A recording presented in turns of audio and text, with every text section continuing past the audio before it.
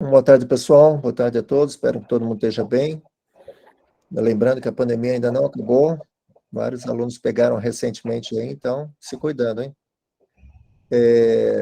Bom, hoje, dando continuidade aos nossos seminários, a gente vai ter mais um aluno, ex-aluno da casa, né?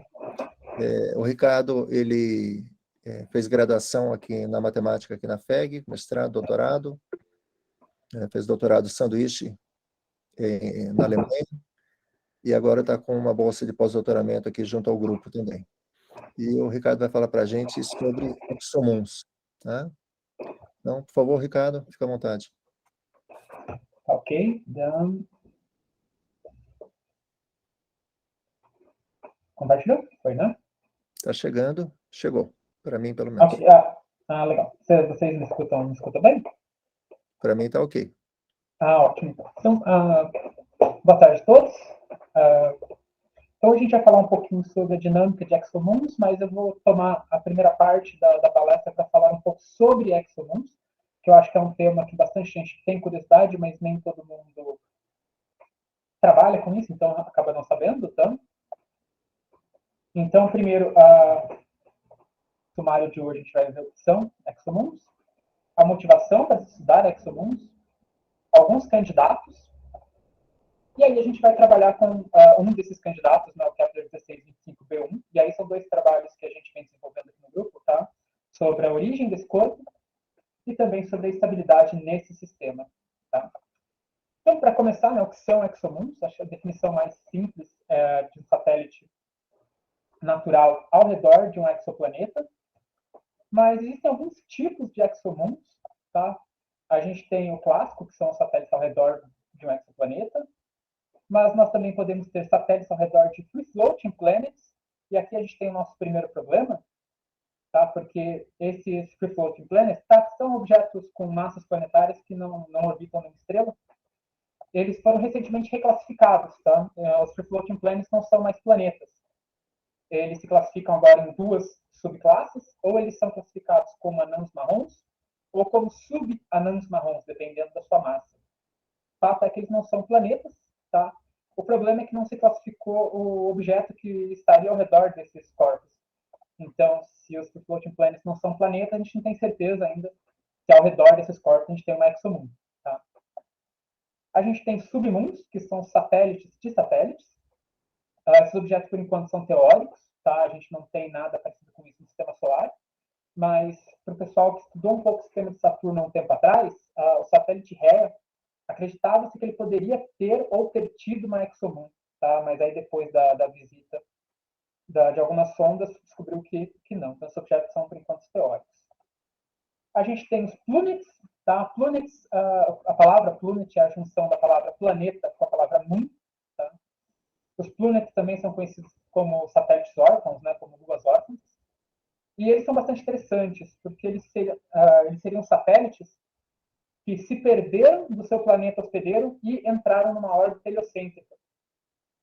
Esses corpos acredito que são abundantes, porque principalmente por causa da existência dos hot shooters, né? Hoje a gente entende que os hot shooters eles não se formaram nas regiões que eles estão hoje, né, próximos da estrela, mas sim mais afastados e migraram.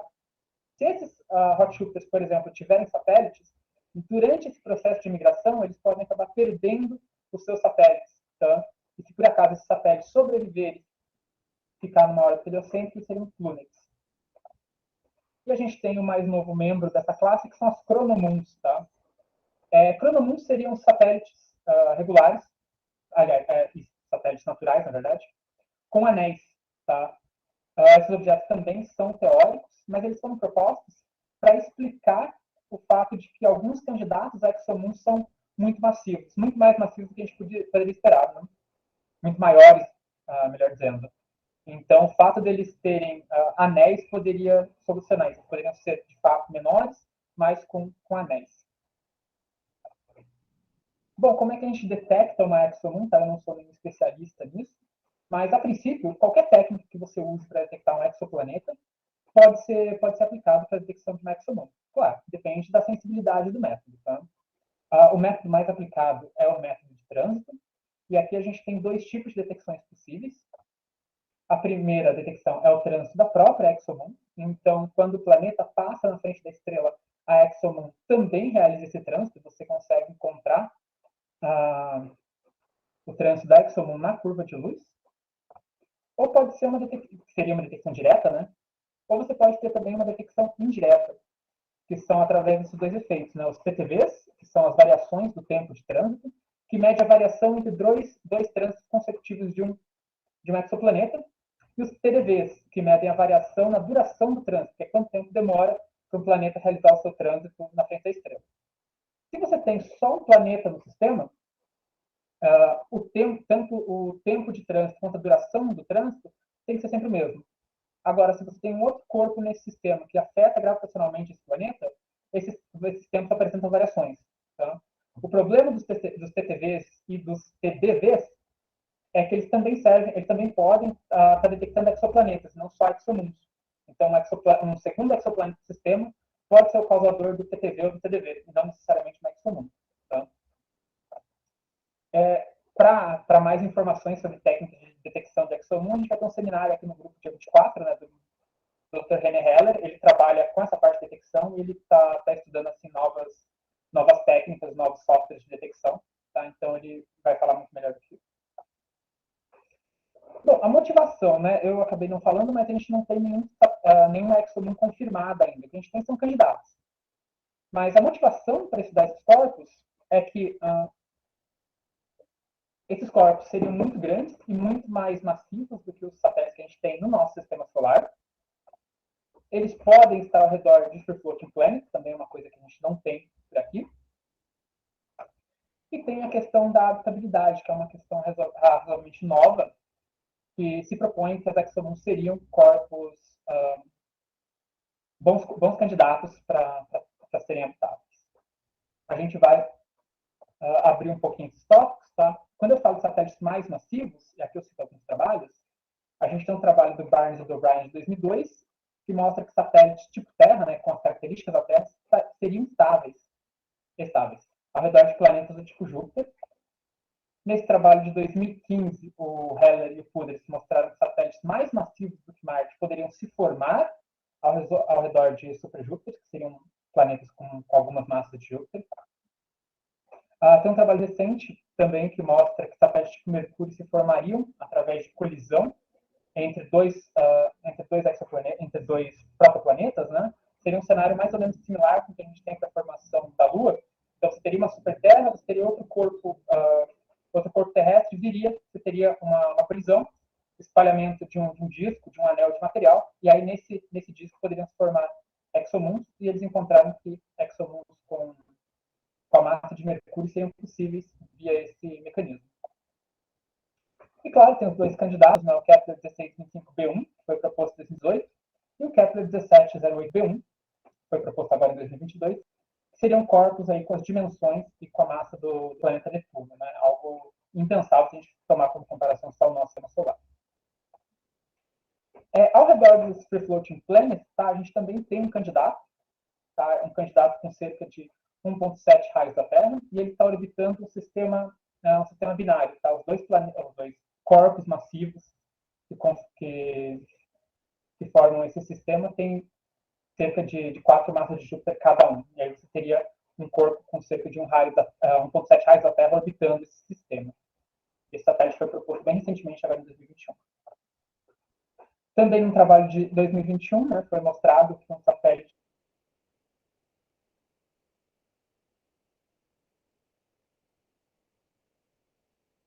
com as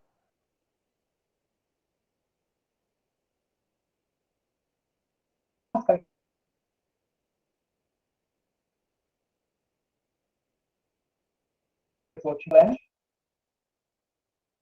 trabalho, tá? E o que eles estão fazendo, o que eles fizeram foi um levantamento de se seria possível ao redor de Floating Planet. Não sei se foi só para mim, travou um pouco a sua fala. Vocês estão me ouvindo? Falhou para mim também, se puder repetir, por favor.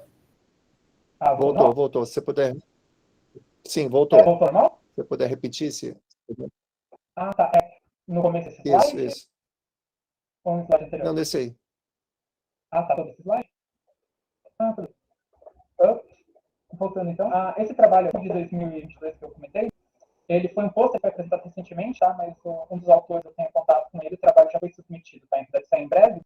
E esse trabalho explora algumas possibilidades de detecção de exomundos ao redor de floating planets, utilizando telescópios espaciais, tá? O telescópio James Webb e o Nancy Grace Roman, que vai ser lançado ainda.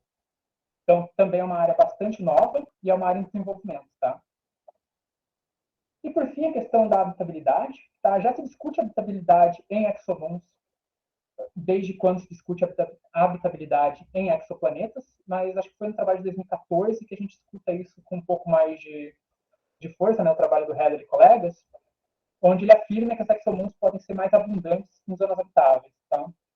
Isso é fundamentado no fato de que, se você procura nas zonas habitáveis de sistemas como exoplanetas, a maioria dos planetas nessas zonas habitáveis são planetas gigantes gasosos, e esses planetas não são habitáveis. Mas, por outro lado, esses planetas poderiam ter exomundos, e aí essas exomundos, a princípio, seriam habitáveis. A gente também tem a questão das exomundos que podem ser aquecidas pela maré planetária. Esses exomundos podem também ser habitáveis. Como eu comentei, né, satélites com as características da Terra ricos em água são possíveis ao redor de floating planets. E também, recentemente, faz um mês, nem isso, foi lançada uma lista de alvos para buscar por exomundos habitáveis. É uma lista bem grande, tem candidato para todo mundo, tá? de sistemas exoplanetários que poderiam ter uma exomoon, e essa exomoon, a primeira aproximação seria, então, habitável. Então, você tem algumas motivações para estar trabalhando com exomoon. Tá? Sobre os candidatos, eu comentei nominalmente 3, né?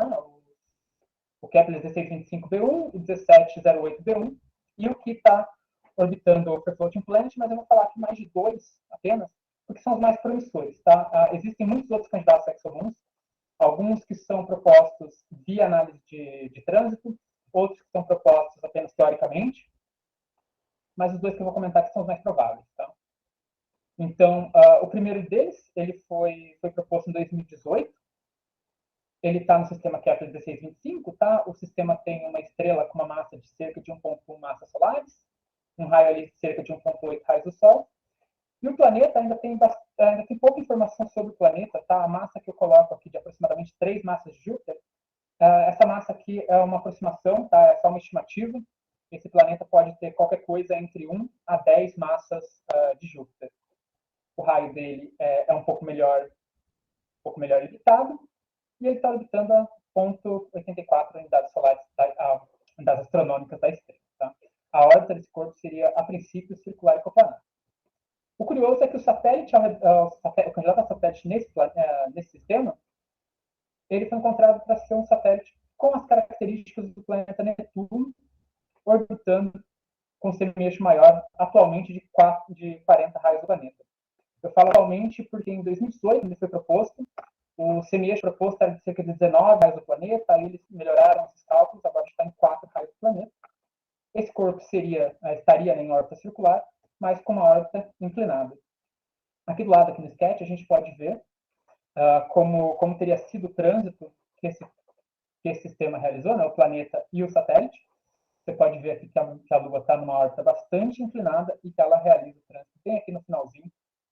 E esse trânsito é, então, detectado aqui na curva de luz. Esse aqui é o caso onde você detecta o trânsito da exomoon, e não só um efeito. Tá? O outro corpo, a gente tem muito pouca informação, né? O Kepler 1708b1, ele foi bem recentemente proposto, agora em 2022. Inclusive, o próprio planeta era só um candidato a planeta até esse trabalho, foi confirmado nesse trabalho. A estrela tem mais ou menos 1,1 massas solares e 1,1 raios do Sol. O planeta, como a gente tem pouca informação, ele tem qualquer coisa menor do que 4,6 massas de Júpiter, um raio ali um pouco menor que o raio de Júpiter, e repare no semi-eixo maior dele em comparação com o anterior, né? Quase o dobro do semi-eixo. Isso porque o trabalho que propôs essa exomoon, ele está focado em planetas que estão mais distantes da estrela. A excentricidade desse corpo pode ser qualquer coisa menor que 0,4. A exomoon em questão também apenas aproximações para ela, né? E essas aproximações estão bem pouco restritas, né? Um intervalo bastante grande. A gente sabe que ele tem uma massa inferior a 37 massas terrestres e um raio de cerca de 2,6 raios terrestres. Por isso que a gente diz que é um satélite tipo Netuno. Tá? O semieixo maior desse satélite seria de 11 raios do planeta. Seria um satélite, então, que sofreria bastante efeito de maré do planeta. Inclusive, eu recomendo a leitura desse trabalho, tá? É um trabalho bastante completo, porque é um trabalho que, além de propor essa ExoMoon, ele confirma o exoplaneta hospedeiro e ainda faz um trabalho dinâmico para mostrar um pouco da evolução de maré nesse sistema. Tá? A órbita desse satélite, a princípio, seria circular e coplanar. Esse aqui é um pouco mais complicado de ver, tá? Então a gente tem aqui em cinza o efeito separado da ExoMoon e aqui embaixo a curva de luz do exoplaneta. Então vocês podem ver que o que eles detectaram foi essa queda, leve queda aqui no canto esquerdo, e também, se você olhar aqui embaixo, né, tem uma diferença na curva de luz. E depois, lá do outro lado, você tem uma queda bem pequena aqui no canto. O problema é que esse candidato foi proposto baseado em apenas uma curva de luz. Então, você precisa de muito mais dados para ter um pouco mais de certeza sobre ele. Enquanto que o candidato anterior, que eu acabei de falar, ele já tiveram outras curvas de luz, já tiveram outros grupos analisando os dados, então você tem um pouco mais de certeza com relação a ele. Tá? Bom, eu falei desses corpos que são tipo Netuno, né? Tem o tamanho e teriam, né, tamanho e a massa parecidos com o planeta Netuno. E a grande questão é como é que esses corpos foram parar ali, né? Como é que eles se formaram, quais são as origens desses corpos. A primeira teoria seria de formação por colisão com o planeta. Então, você tem o planeta hospedeiro, um outro corpo vem, você tem um impacto, e aí, a partir desse impacto, você tem a formação do satélite. Essa teoria ela cai por água muito rápido, porque o exoplaneta hospedeiro é um gigante gasoso, então se você tiver uma colisão ali, você vai espalhar só gás e não material sólido. Então, formação por colisão não é um cenário possível, ou pelo menos não provável. Né? Aí a gente tem a captura e a formação em si. Captura, tem alguns cenários de captura que já foram estudados. Tá? O trabalho do Heller de 2018, ele propõe a captura de um sistema binário. Então, você teria o seu planeta, o Kepler 1625b, e ele vai capturar um par binário contendo esse satélite com uma massa de Netuno e um satélite e um outro corpo menor com uma massa similar à massa de Mercúrio. Tá? Esse par binário, é então capturado. Durante essa captura, um dos componentes do par, né, o Mercúrio, ele é ejetado do sistema. É um cenário bastante similar com o cenário proposto pelo Agner e pelo Hamilton, para explicar a captura de Tritão no sistema de Netuno. Você tem a captura de um antigo planeta, então, nessa hipótese, inicialmente você teria 2 planetas, tá? Esse planeta, então, chegaria bem perto, esse planeta que virou Lua, né? Ele migraria internamente, chegaria bem perto do planeta, perto o suficiente para, então, ser capturado, tá? Com uma velocidade tal que a captura fosse possível. Ele seria capturado, então, numa órbita bastante excêntrica, mas estaria bem próximo do exoplaneta. Então, os efeitos de maré acabariam circularizando a órbita desse corpo e depois ele acabaria evoluindo por maré. Tá? Pode também ter acontecido o mecanismo de pull-down capture, né? Esse já é um modelo que já foi proposto um pouco depois. A ideia aqui é bastante simples, tá? Você teria a formação de 2 corpos, teria o planeta e a ExoMoon se formando ao mesmo tempo. Em algum momento, esse exoplaneta ele entra numa fase de crescimento acelerado, onde ele começa a acretar todo o material do seu entorno, inclusive gás, e nesse momento ele acaba puxando essa ExoMoon. Tá? Então aqui a gente tem um gráfico para ilustrar. O gráfico aqui de baixo acho que é o mais interessante, né? Você tem a distância dos dois e você tem a massa do planeta crescendo. Opa, perdão. E conforme a massa do planeta vai crescendo, ele acaba puxando gravitacionalmente outro corpo até que você tenha uma captura. Esse trabalho é interessante porque ele consegue, inclusive, reproduzir uma órbita possivelmente inclinada para essa exolua. Tá? São todos cenários possíveis, são todos cenários com alguns problemas. Tá? As condições necessárias para que esses 3 cenários funcionem são bastante delicadas. Em 2020, nessa onda, o professor Ernesto e eu propomos, então, será que é possível que um corpo desse tamanho se forme in situ? E, se possível, qual seria a massa necessária em sólido para você formar um corpo desse tamanho? Quando eu estou falando aqui em formação in situ, eu estou pensando em formação num disco circunplanetário ao redor do planeta. Então, bom, a gente encontrou que é sim possível essa formação in situ, mas ela não é ideal. Ela não é ideal pelo simples fato de que o disco circunplanetário deveria ter de 2 a 3 massas de Netuno em sólidos, tá? Para você conseguir formar corpos daquele tamanho com alguma consistência. E isso não ia ser muito difícil de justificar um disco desse tamanho, né? Porém, alguns resultados interessantes, alguns subresultados interessantes desse nosso trabalho, é que durante o processo de formação,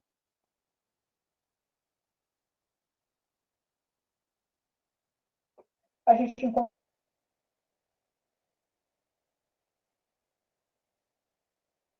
bastante massivo, inclusive. Tá falhando de novo? O Abreu Sim, deu umas falhadas agora.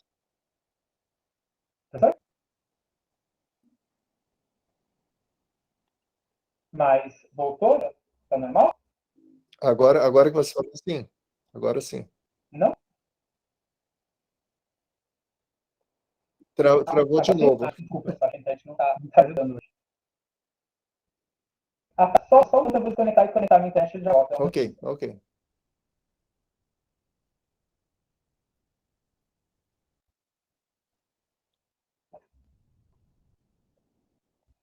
Voltou? Fale mais um pouco. Voltou? Tá tudo certo? Tá funcionando? Sim, aparentemente sim. Tá. Então, desculpa, qualquer coisa me avisa. Então, como um subproduto desse nosso trabalho, a gente encontrou então que a formação de sistemas com múltiplos satélites massivos era possível. Tá, e a gente também, nesse modelo, a gente considerou uma evolução subsequente dos sistemas que já eram formados por maré.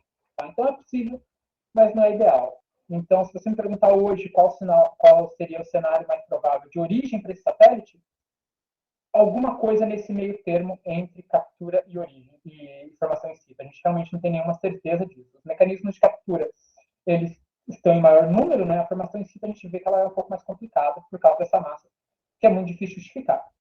Se você conseguir, por algum mecanismo, justificar uma massa desse tamanho, aí sim a formação em si é possível. Mas, focando um pouquinho nessa questão da formação com satélites múltiplos, a gente, então, resolveu averiguar se era possível essa formação de satélites múltiplos. Para isso, esse foi um trabalho que eu fiz em colaboração com o professor Otton, com o Gabriel, que é um pós-doc em Madrid, e com o Júlio, que é o nosso aluno de mestrado, atual no doutorado do programa. Tá, mas para justificar esse estudo, a gente foi e viu alguns estudos anteriores, tá? O estudo do Forgan de 2018 mostrava que o Kepler 1625b1 ele não era habitável. Porém, se eu tivesse uma outra exolua mais interna e menor, essa exomoon poderia ser, então, habitável. Um trabalho do Heller de 2014 mostrava que vários satélites de Marte poderiam ser estáveis ao redor de um planeta com cerca de 10 massas de Júpiter. Você tem o caso das submoons, que são estáveis. A gente tinha os nossos resultados ali disponíveis. E, recentemente, também foi lançado uma nova técnica para tentar detectar exomoons, tá? O corredor de exomoons. Essa técnica foi primeiramente pensada para detectar apenas uma exomoon no sistema, mas então em 2021 ele generaliza esse método pensando em detectar vários sistemas com múltiplos satélites.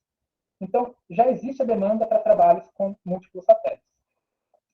Então, o que a gente quer, né, os nossos objetivos, um dos objetivos do trabalho era aplicar, né, a superfície de seção de Poincaré, a estabilidade de exomoons, tá?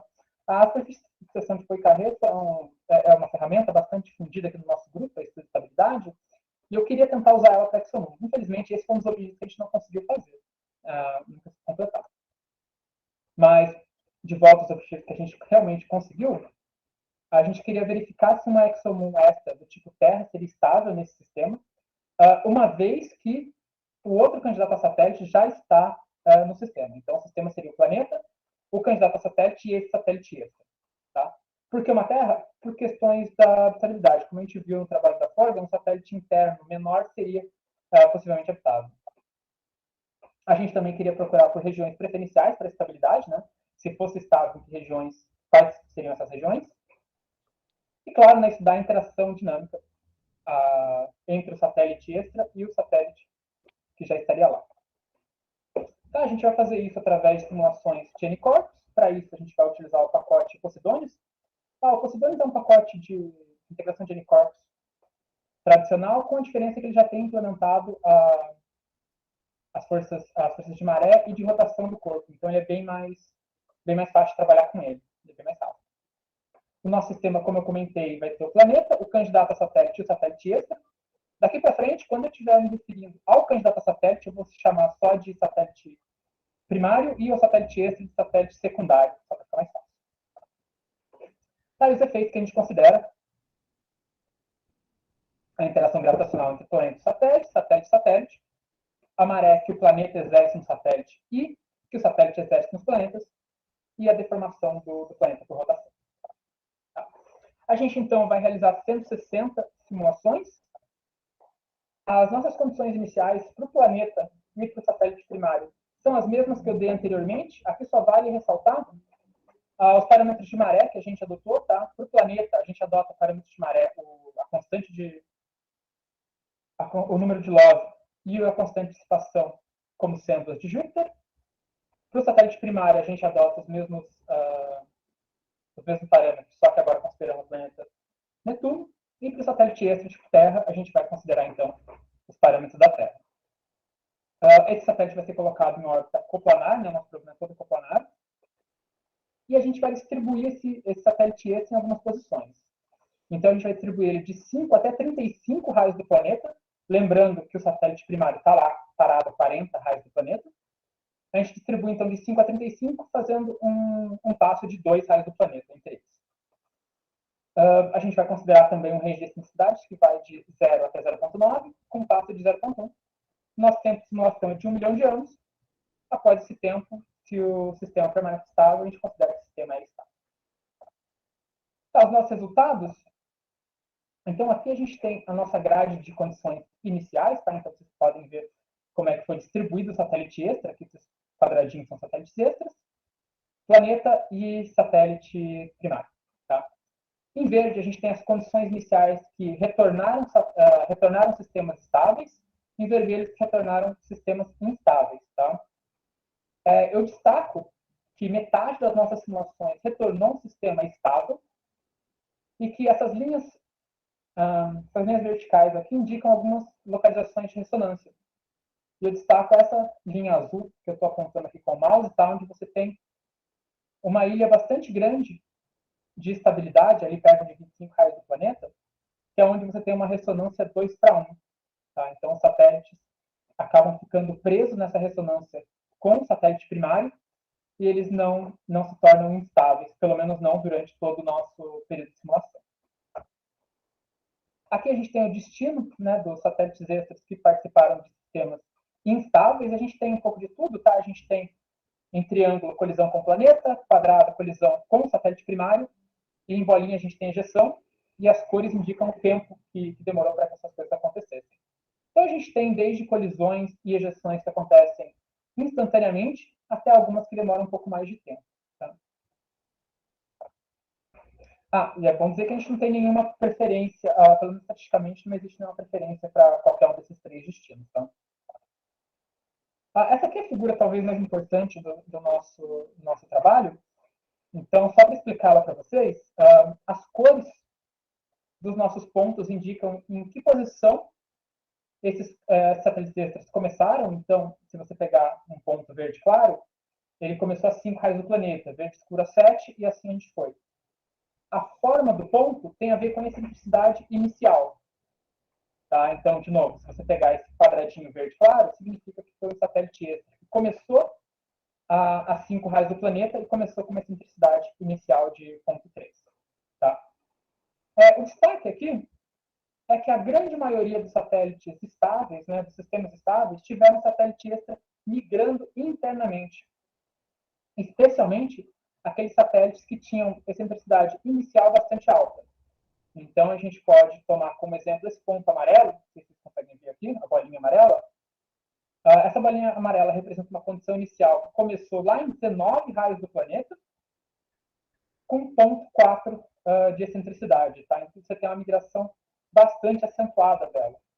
Por que isso acontece? Porque como esses corpos estão em órbitas bastante excêntricas, significa que no afélio deles, eles passam muito próximos da estrela. E naquele ponto, você tem o efeito de maré sendo maximizado. O que acontece é que esses corpos são puxados, então, e acabam migrando internamente por causa desse efeito. Tá? Porém, conforme... Então, a princípio, você diria, então, esses corpos vão continuar migrando até colidir com a estrela. Não necessariamente, porque à medida que esses corpos vão migrando, a sua excentricidade vai sendo amortecida. Eles vão atingindo órbitas circulares, até que eles chegam num ponto onde eles acabam não migrando mais. Então, esse efeito de migração foi bastante aparente nos nossos resultados. Porém, eu gostaria de destacar essa região aqui para os satélites que começaram a 25 raios do planeta, que era aquela região ali perto da ressonância 2:1, onde a grande maioria dos satélites, independente da sua excentricidade inicial, eles não migraram, eles ficaram parados ali. O que aconteceu foi que, quase que instantaneamente, quando a gente começou a simulação, a gente teve uma captura em ressonância desses satélites extras com o satélite primário.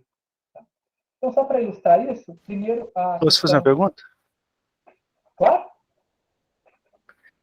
Nessa figura aí, a altura dele é a excentricidade final, né? Isso. Ok, isso. Você percebeu que está em notação científica. Não está com... É só para a gente representar certinho. Mas eu já adianto para o senhor, a gente até vai ver isso um pouco mais para frente. Esses satélites aqui, a excentricidade deles varia muito pouco, porque eles começam com uma excentricidade bastante alta e essa excentricidade continua sendo excitada pela ressonância. Então, eles ficam com uma excentricidade bastante alta. Enquanto que você pode observar que os satélites que acabaram migrando, mais internamente, a excentricidade deles acaba sendo amortecida, né? Por causa do efeito de maré, obviamente. Bom, então, só seguindo aqui para um exemplo de onde houve migração. Esse aqui é o exemplo do sistema que começa, os satélites extras começam a 13 raios do planeta. Aqui a gente tem essas excentricidades, então. Acho que dá para ver, né, esse pontinho rosa aqui, que foi o satélite que acabou mais migrando. Não coincidentemente, ele é o satélite que começa com a maior excentricidade. Então, ele acaba migrando muito rápido, ele é puxado muito rápido para próximo do planeta, tá? Até que a excentricidade dele é, então, amortecida ao ponto em que ele para de migrar. Quando acontece esse amortecimento da excentricidade, esses corpos param de migrar e evita, né, que haja uma colisão com o planeta.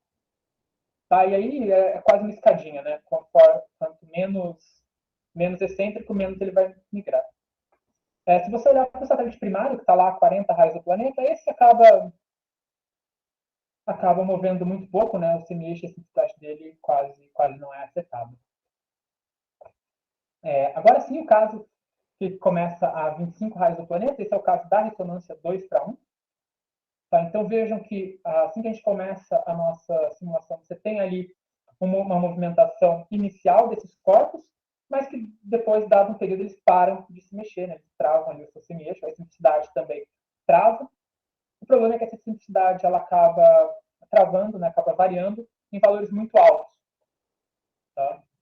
E para ter certeza que a gente estava lidando com um caso de ressonância, a gente fez a análise do ângulo ressonante para todos os sistemas estáveis nessa configuração, e a gente encontrou que justamente o que tem órbita circular, ele não estava em ressonância. O ângulo dele está circulando. Tá? Para todos os outros casos, a gente tem casos de ressonância com uma pequena amplitude ali no ângulo. Eu queria destacar para vocês os dois últimos casos, que são os dois satélites que são inicialmente mais excêntricos, que a amplitude de oscilação do ângulo ressonante está aumentando com o tempo. Ela aumenta devagar, mas ela está aumentando. O que significa que, eventualmente, mais para frente, os satélites podem acabar saindo dessa captura, quebrando essa captura em ressonância, e aí o destino desses satélites a gente não tem como prever, né? Pode ser uma colisão com o planeta, uma ejeção, qualquer coisa desse tipo. Tá? Mas esses outros aqui não. Esses outros estão melhor comportados. Bom, alguns resultados interessantes, algumas conclusões, na verdade, desse trabalho. A gente obtém sistemas estáveis na metade das nossas simulações. A gente tem essa questão da migração, certo? Os satélites, em geral, eles acabam migrando se eles têm uma excentricidade um pouco mais alta, exceto, claro, no caso deles estarem presos em ressonância, certo? Isso indica um efeito das nossas condições iniciais. Dependendo da posição inicial e da excentricidade inicial dos nossos satélites extras, eles podem acabar migrando ou não, né? Acaba preso em ressonância de alguma forma. Aqui as cascas ressonâncias, né? Mas nosso trabalho tem, assim, algumas limitações. A primeira limitação é que a gente acabou não estudando o critério da adaptabilidade, acabou ficando um trabalho bastante grande só da parte de estabilidade, né? A gente deixou os critérios de adaptabilidade para outro momento. E a gente não verificou, vocês perceberam, né? Eu só estudei órbitas internas ao satélite primário. A gente não estudou órbitas externas a esse satélite, mas também a gente não tem nenhuma motivação para fazer isso, então por isso que eu risquei. E a gente também não estudou satélites em configurações coorbitais. Agora, isso já é um pouco mais interessante, até porque o nosso grupo também é bastante forte em trabalhar com configurações coorbitais. Então, dessa forma, a gente deu continuidade a esse trabalho, né? E agora a gente vai explorar um pouquinho a estabilidade de exomoons coorbitais nesse sistema. Esse já é um trabalho que está em preparação, está uma colaboração com o professor Otton, com o Gabriel e com a professora Daniela, do departamento de matemática, que tem ajudado bastante a gente com essa parte de coorbitais. Tá?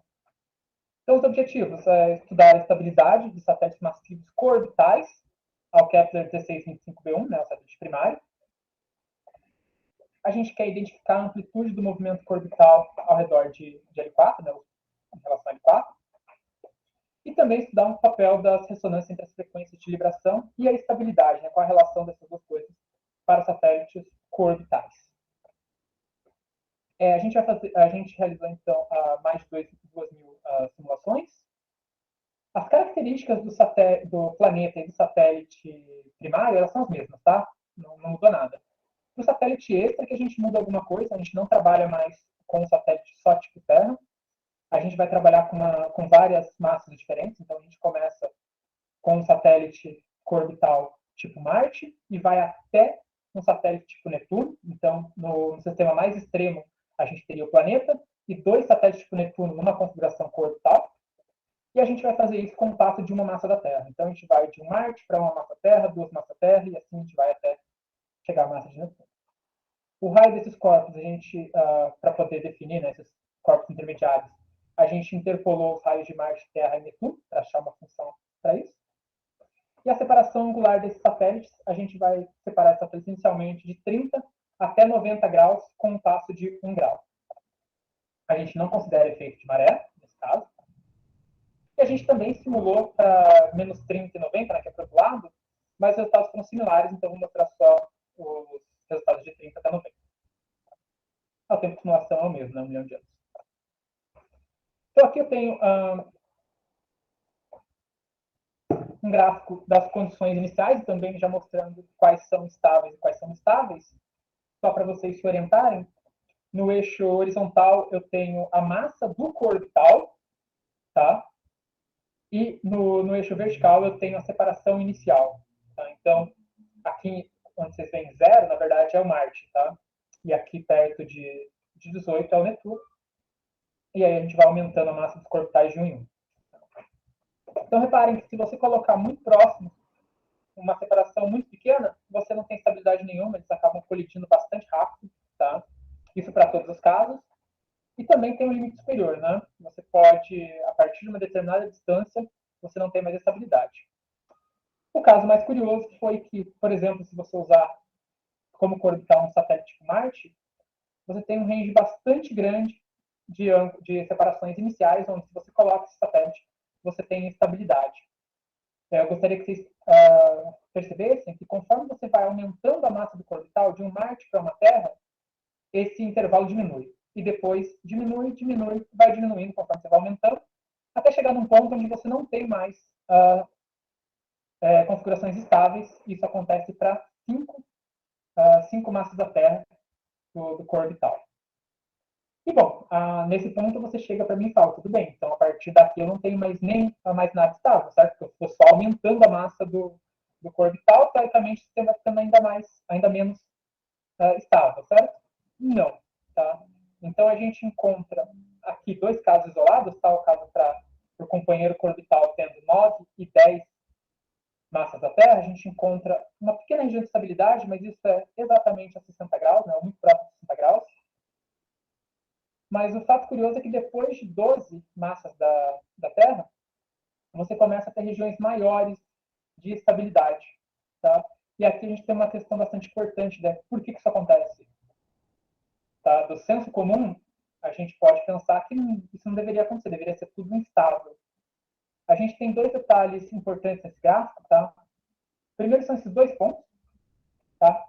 Eles são 2 ilhas de instabilidade no meio de uma ilha maior de estabilidade. Elas acontecem para quando o companheiro orbital tem uma massa de Marte e para quando ele tem 16 massas de Netuno. Aqui a gente tem um pouco mais detalhado dessas ilhas, né, para a gente ver um pouco mais o tamanho delas. Para o satélite tipo Marte, isso acontece ali ao redor de 51 graus de separação inicial, e isso tem uma amplitude de ponto 4 graus. Para o satélite com 16, satélite orbital, né, com 16 massas da Terra, essa amplitude é menor ainda. O fato é que a gente ainda não conseguiu estabelecer uma resposta muito boa de por que a gente tem essas 2 ilhas de instabilidade. Né? Uma das coisas que está travando um pouquinho a gente avançar com esse paper é justamente tentar explicar isso daqui. A gente já fez simulações e refez a simulação, e simulou com outras máquinas e o resultado permanece. Tá? Então, isso realmente acontece, a gente tem que tentar buscar uma resposta para isso. Porém, aqui no meio a gente tem uma ilha bem grande de instabilidade, né? Então a gente tem que tentar responder por que a gente tem essa ilha de instabilidade e por que a gente tem estabilidade após esse ponto. Bom, esse trabalho, a gente está integrando basicamente um problema complexo de 3 corpos. São 3 corpos massivos interagindo gravitacionalmente. Para a gente encontrar alguma similaridade com o nosso trabalho, a gente volta até o problema restrito de 3 corpos, tá? Mais precisamente o trabalho do Erd e do Sanders, de 2005. Tem um trabalho também muito bom da Luana, aqui do grupo do professor Alton, de 2020, se não me engano, que chega em resultados muito similares com o do Erd e do Sanders. Tá? Eu estou citando o do Erd e do Sanders aqui, porque eles analisam uma região um pouco maior. Tá? E o que eles fazem num problema restrito de 3 corpos, eles querem encontrar o tamanho da região de estabilidade ao redor do ponto Lagrangiano L4 como uma função da excentricidade e do parâmetro de massa. Parâmetro de massa do corpo principal e do corpo secundário. Tá? O corpo secundário para ele aqui é o M1, é o de massa M1, e o corpo principal de massa MP. Então, ele define esse parâmetro de massa e ele vai montar o espaço de fase dele de estabilidade de parâmetro de massa por excentricidade. Tá? Aqui, quanto mais preta a região, maior o número de órbitas estáveis. Então, é bem fácil perceber que você tem 2 problemas. Primeiro aqui, onde você tem uma região onde o número de órbitas estáveis é muito menor do que ao redor dela, e depois essa região aqui toda branca. Tá? Essa região aqui é localizada numa região de ressonância 3:1, tá? Da frequência de movimento do corpo secundário. E essa região é uma região que também está dominada pela ressonância 2:1, a localização da ressonância 2:1. Então, você também não tem nada estável aqui para nenhum valor de excentricidade. Tá? Aqui você ainda encontra alguma coisa, mas aqui não. Bom, e depois dessa região aí você tem algumas poucas órbitas estáveis, mas aí para excentricidade muito pequena. Bom, usando isso como base, a gente volta para o nosso problema, porque isso aqui está muito parecido com o que a gente tem, certo? Que é basicamente um buraco ali no nosso gráfico de estabilidade. Então, o que a gente vai fazer é definir o nosso parâmetro de massa. Só que agora a gente está trabalhando com 3 corpos massivos, não só 2. Tá? Então, a gente faz ali o nosso parâmetro de massa de acordo. E quando a gente mede a nossa região de instabilidade, né, que é de 5 até 12 massas da Terra por companheiro, a gente encontra os valores do parâmetro de massa indo de 0,023 até 0,03. Voltando no gráfico do ERD, a gente está muito próximo da região onde ele encontrou a ressonância 2:1. Então, é possível que os nossos resultados eles estejam sendo afetados por essa ressonância 2:1 também. Tá? Para ter certeza disso, a gente recorre novamente para o problema restrito de 3 corpos e a gente vai analisar a razão das frequências de movimento. Tá? Então, a gente define. A gente pega as equações do livro do Murray e do Dermot, e a gente vai buscar a razão delas e tentar encontrar a localização dessas ressonâncias. Então, nesse gráfico aqui, eu tenho no eixo horizontal o meu parâmetro de massa, no eixo vertical a massa do satélite orbital, tá? E nessa reta aqui, as cores dessa reta indicam a quantidade de órbitas estáveis. Então, perceba que aqui a gente tem várias órbitas estáveis, e aqui aquela região escura, que é a região onde a gente não tem nada estável. A gente plota, então, quer dizer, o gráfico da razão das frequências de movimento, tá?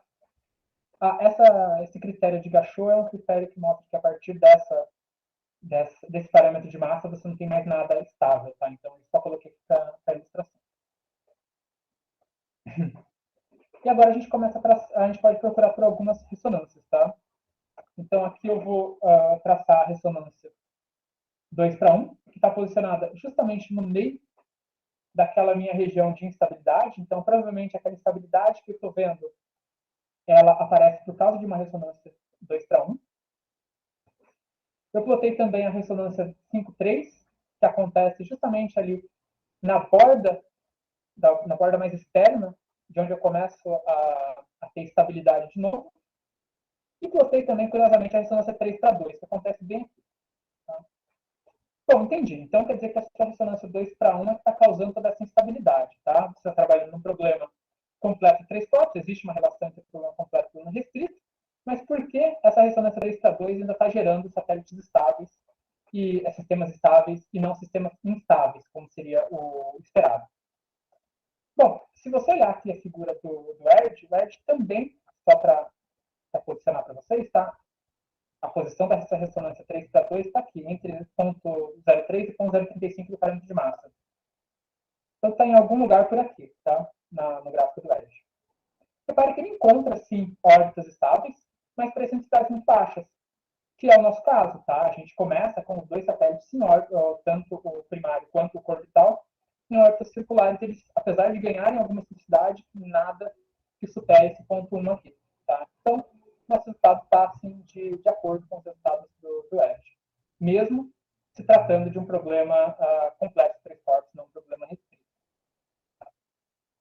Bom, já estou acabando, tá, gente? Aqui só para a gente dar uma olhada no formato da órbita desses corpos, tá? Eu peguei um exemplo só, que é o exemplo de uma Terra. Você tem o satélite primário, que é tipo Netuno. A gente pegou uma Terra e colocou ali próximo de 60 graus de separação, e aqui a gente tem o comportamento da órbita dele. Então, tá travando um pouquinho no vídeo de vocês, mas acho que dá para perceber. Parece, né? Lembra ali uma órbita girino, não aquela tradicional que a gente costuma ver nos livros ilustrando os problemas desses 3 corpos. Perceba que tem ali alguns loops, né? Que, como eu comentei com vocês, aqui um loop, né? Apesar da gente não ter uma excentricidade significativa, a gente tem alguma excentricidade. E essa excentricidade acaba gerando esses loops. Esse movimento aí continua por bastante tempo. E repare que o satélite primário aqui também se move, né? Se move menos, nesse caso, mas também se move. O movimento dele tem essa cara aqui. É similar, né, com o movimento do anterior, só que com uma amplitude bem menor. Ok? E aí isso continua, né? Eu não consegui achar um jeito de colocar os dois se movimentando juntos ainda. Bom, seguindo aqui então já para o final, conclusões desse último trabalho, que ainda está em preparação, né? Um companheiro orbital do Kepler 1625b1, ele é teoricamente possível, tá? Esse satélite ele deveria estar localizado ali ao redor do L4 do L5, então ele seria um satélite troiano. A amplitude do movimento vai depender da massa do companheiro. Então, se o companheiro for menos massivo, a amplitude do movimento desse satélite orbital vai ser maior. Se ele for mais massivo, a amplitude de movimento vai ser menor. E essas ressonâncias que eu citei, né, que são ressonâncias da frequência de vibração, 2/1, 5/3, por exemplo, elas acabam restringindo a massa possível para o companheiro. Então, a gente não pode colocar qualquer corpo de qualquer massa lá como companheiro orbital. Então, a gente tem ali uma restrição que vai de 5 até 12 massas da Terra. Ali a gente não tem estabilidade. Ou tem muito pouco, né? Bom, por hoje era isso. Desculpa pelo tempo, desculpa por estar travando um pouquinho, tá? Então, obrigado e eu estou aberto a perguntas.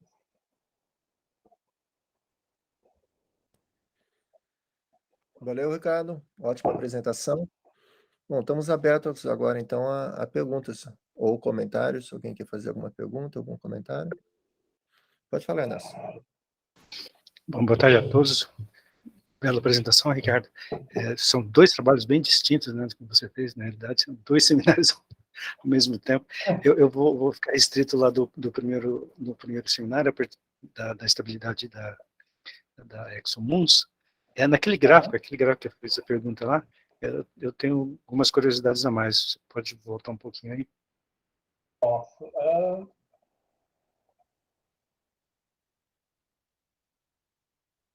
Esse aí, esse gráfico. São resultados bem interessantes. Mas uma das coisas que eu fiquei curioso é que você colocou as excentricidades iniciais bastante altas, né? Muitos deles aí têm excentricidades altas, e aqueles que permanecem lá na ressonância acabam se estabilizando aí com excentricidades um pouco mais baixas até, né? Ou, na realidade, altas também, né? Elas também, não parecem, não. Essa aqui no 25, né? Elas parecem não variar muito a sua excentricidade. Mas eu gostaria de entender um pouquinho em termos se a gente tiver um sistema como esse, os satélites que teriam essas excentricidades, porque provavelmente esses satélites pequenos que estariam aí seriam satélites de formação local. E essa formação local, as excentricidades seriam bem baixas, da ordem de 10-3, 10-2, 10-3, não na ordem de 10-1, como você colocou aí.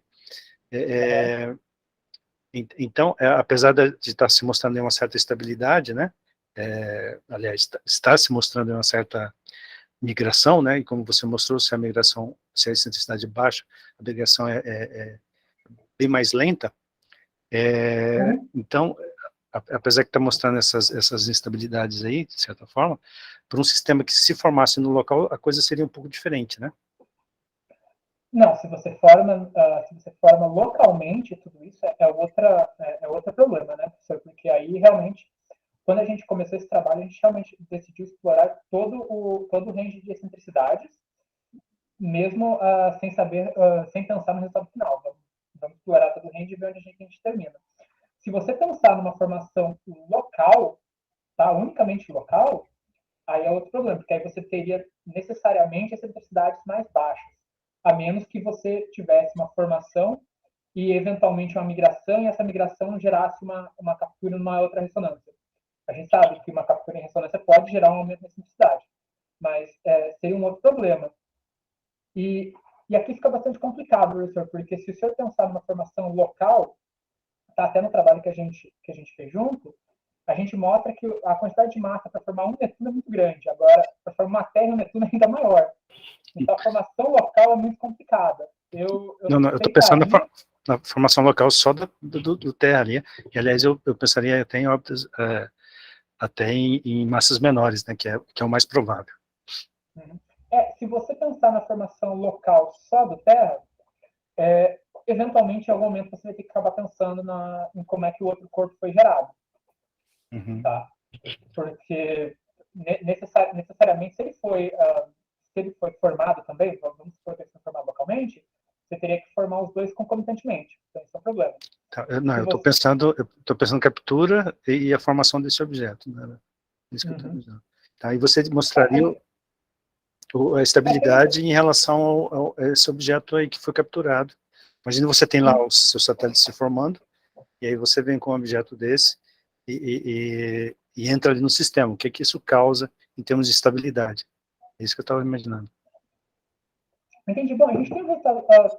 não vou dizer, não vou chegar a dizer análogo, mas parecido, que, se não me engano, uma das consequências da captura de Tritão é a alta simplicidade daquele outro satélite, que é aquele, o Nereida, né? Sim. Para não falar besteira. Uma das consequências da captura de Tritão seria a simplicidade alta de Nereida. Você poderia ter Nereida formada ali localmente, numa órbita circular, que seja, por causa da captura de Tritão, essa órbita foi citada ficou excêntrica. E aí teve outras consequências, né? Mas o senhor pode pensar, então, nesse sentido, onde você tinha um satélite ali localmente, tá? Uma Terra, por exemplo, você tem a captura desse outro corpo, e aqui a gente está supondo que ele foi capturado, e durante esse processo de captura, a órbita desse outro corpo que está ali, a princípio formado localmente, circular, ela pode ter sido estado. Eu não sei se é tão comparado assim, porque no caso do Tritão ele é retrógrado. E isso cria um problema a mais. Eu não sei se é comparável assim. Mas de todo jeito é interessante, só mais especulação. Eu digo que, não que seja assim uma comparação direta, mas assim, um efeito, por exemplo, da captura de Tritão é você citar um satélite, a identidade de um satélite que já estava lá a princípio circular. Então, isso poderia acontecer de alguma forma. Claro, você tem que explorar os mecanismos para que isso seja possível, né? E mesmo o Tritão ainda não está bem resolvido, né? Ainda tem isso também. Bastante interessante esse tipo de estudo de estabilidade ainda. Então, o que eu quero dizer é que existem coisas interessantes a serem exploradas aí ainda, de diversas formas. Tem algumas coisas escondidas nesse resultado aqui ainda, tá? Então, por exemplo, uma das limitações desse trabalho foi a questão dos corpais. A gente não tinha explorado o que a gente está explorando agora.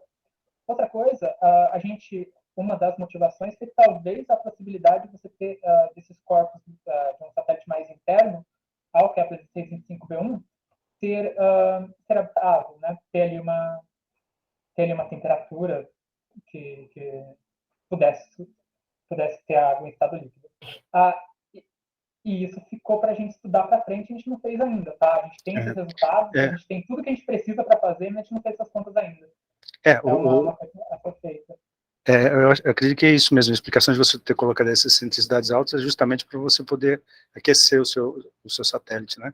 Mas, também, mas o problema é que eles estão migrando e eles eventualmente vão colidir com o planeta, com essas excentricidades, né? Apesar de estar amortecendo depois. Esses que estão em ressonância aqui são os que acabam tendo excentricidade alta. Se você reparar, esses mais internos, né, que acabaram migrando mais, a excentricidade deles é bastante baixa. Sim. E a partir daqui eles já não migram mais internamente, porque a partir daqui o que está prevalecendo é a maré do planeta. Como eles estão depois do raio de rotação, esses corpos agora passam a migrar bem lentamente para fora. Né? Não, é exatamente isso que eu estava pensando. Os únicos que satisfazem isso, ou seja, você tem uma certa excentricidade, para que mantenha o aquecimento via maré, são esses aí que estão na ressonância de 25 raios do planeta. O restante, eles migram, né, e se eles ficarem com excentricidade alta, eles vão migrando até chegar lá. Uhum. Eu mostrei aqui o caso da ressonância 2 Tau, né, que foi a que a gente conseguiu capturar mais corpos, mas a gente tem algumas outras capturas de ressonância para aqui também, tá? Só que foi um ou outro corpo que acabou capturado, então acaba acontecendo também. Interessante. Uhum. A temperatura do satélite, ela é proporcional à distância do planeta ou ela é proporcional à excentricidade? Os dois. A gente precisa dos dois, né, para a gente medir essa temperatura, porque essa temperatura ela vai ser composta de duas. Como é que eu posso dizer? O fluxo, né, de calor nesse satélite vai ser composto de duas componentes. Você vai ter a componente do planeta, iluminação do planeta, esse tipo de coisa, e aí tem a ver com a distância, mas isso também tem o aquecimento pela maré, e aí depende da intensidade. Precisa ter alguma intensidade para que isso aconteça. Bem bacana. Parabéns aí pelo trabalho. Deixa os outros perguntarem também. Obrigado, Ernesto. Mais alguém gostaria de fazer algum outro comentário, alguma outra pergunta? Pode falar, Adriano. O Adriano escreveu aqui. A região além de 40 RP é totalmente estável? A gente não investigou Mas, a princípio, seria sim, porque ele está longe o suficiente do planeta para ele ser afetado por maré. Então, a partir de 40, ele não... mas eu acho que... perdão, eu acho que você está perguntando com relação ao satélite extra, né? Se for com relação ao satélite extra, a gente não investigou essa região, tá? Só não era... Isso, perdão. Eu pensei que você estava falando de um satélite qualquer, tá? Para um satélite extra, a gente só não investigou essa região. A gente não teve interesse por ela. A gente não se sentiu, na verdade, motivado por que estudar essa região mais para lá. A interna era mais interessante. Ok. Obrigado, Adrian. Mais alguém? Mais alguma questão? Algum comentário?